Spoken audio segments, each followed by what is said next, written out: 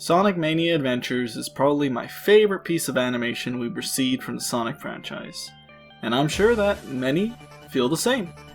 Even so, I feel that there are a few things that held it back from reaching its full potential.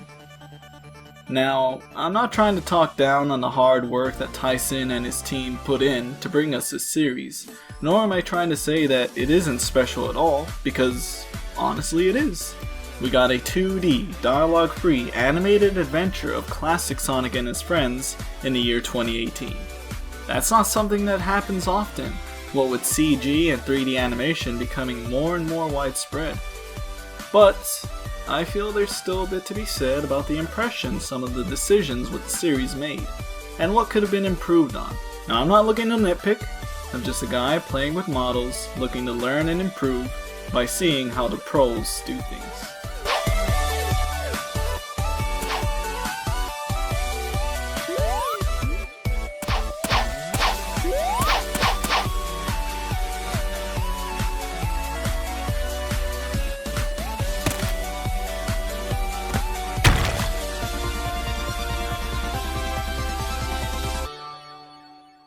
Now, when I mention flaws, I'm not talking about the in-betweens. Though they are pretty hilarious and you get some oddball ones, they're harmless. Charming even. Yeah, these are some of the sketches that I prepared to help the animation studio keep Sonic on model while still having a wide range of emotion.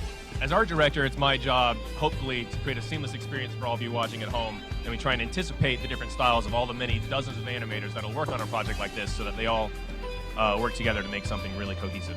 But since we are on the topic of frames, let's talk about the series' use of still images. It doesn't happen often, but it is still something I think could have been handled differently. Take the first episode for instance. Now this is the precedent of what we can expect from this miniseries, the all too important first impression. When we get to the scene in question, it seems a bit awkward to me. It's not a huge problem, but I just feel the short halts for a bit for this sequence to play out, and any humor that it had is lost in that time. Personally, I feel like something like this would have worked out better.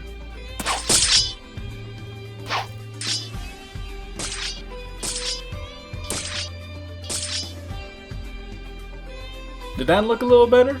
Or am I just crazy? Yes, I'm using a 3D program when Mania Adventures was 2D, so it would have taken them much more work and time in order to have the different angles. But for the sake of its pacing and its humor, I feel that the use of dynamic angles would have worked out better for those still images. But maybe their choice was done because of deadlines. More on that later. For now though, let's move on to my next point, the length.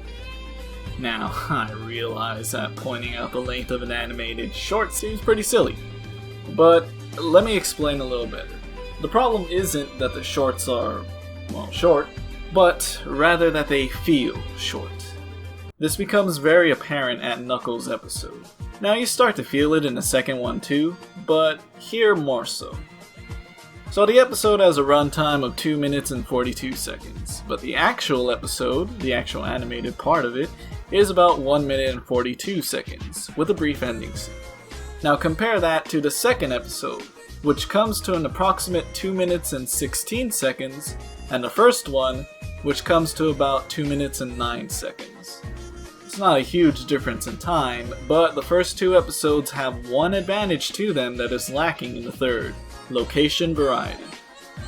Think back to the first episode. Sonic runs around the island for a little bit before making his way to the capsule and Robotnik's trap.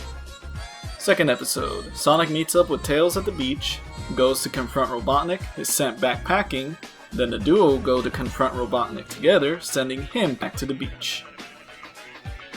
But for Knuckles' episode, he's just in this one spot for the whole episode.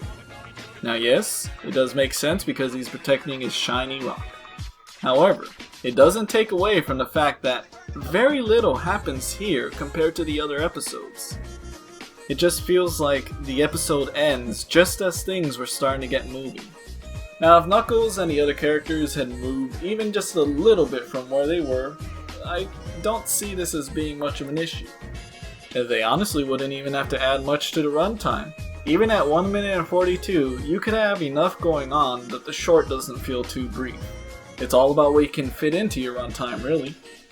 My suggestion would have been to have just a brief chase scene, where Knuckles turns around and sees Master Emerald missing, being towed away by some motobugs. Then as he takes them out, some buzz bombers take it to the skies. And as he takes them out, he's probably at a clearing. By this point, Knuckles is very confident in himself, only to turn and see the tornado is already taking it away, just like we saw in the original cartoon.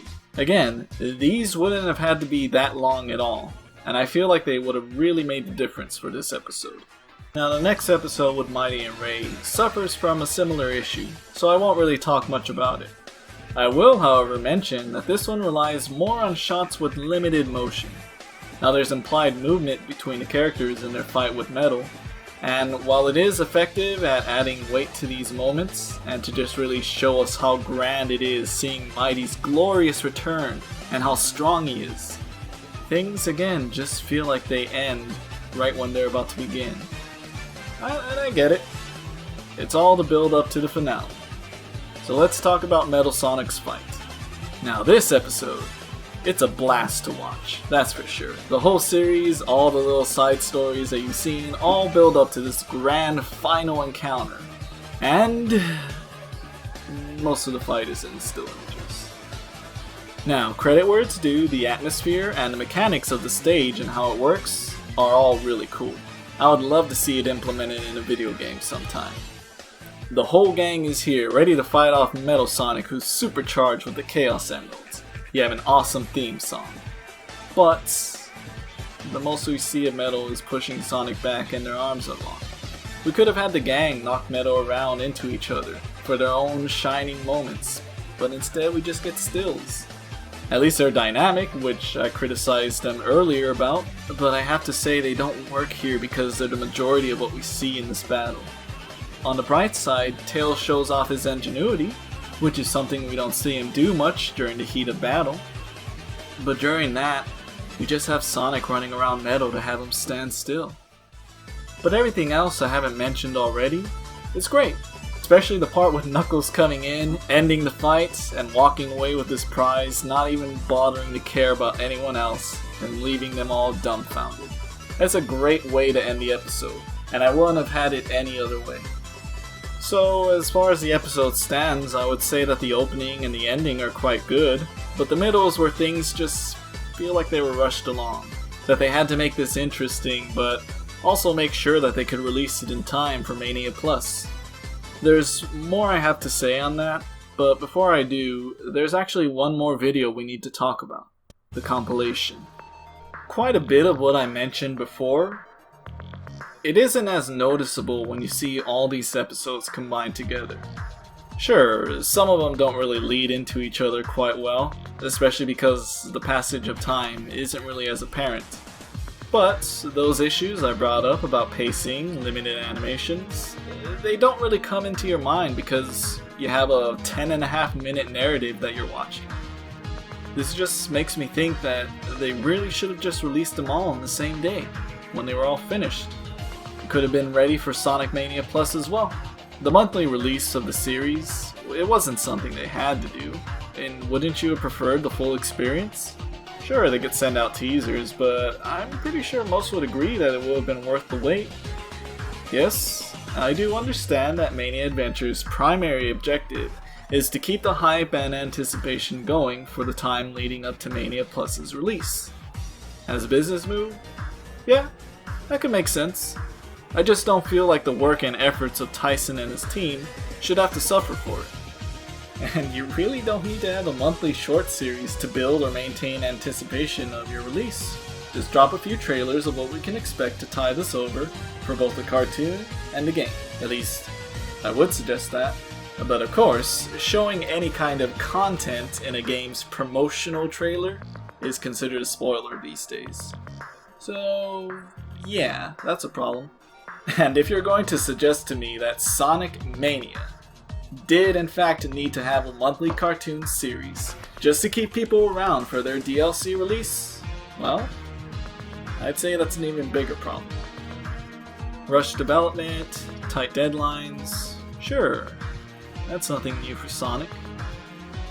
But just because the end result is good, or acceptable, it doesn't mean that rushing along isn't a problem. That's a topic I'd really like to discuss a bit more in another video. But for now, thank you all for listening to my ramblings about a cartoon I enjoyed. I'd like to also thank my patrons for their support, especially my top tier patrons, TailsLover100 and Sonic9324. Please, consider checking my Patreon if you'd like to see whips, exclusive renders, and have early access to upcoming videos and animations, such as the ones you've seen here. And just to show you how thankful I am, here is one more variation of the animation you just saw. Enjoy!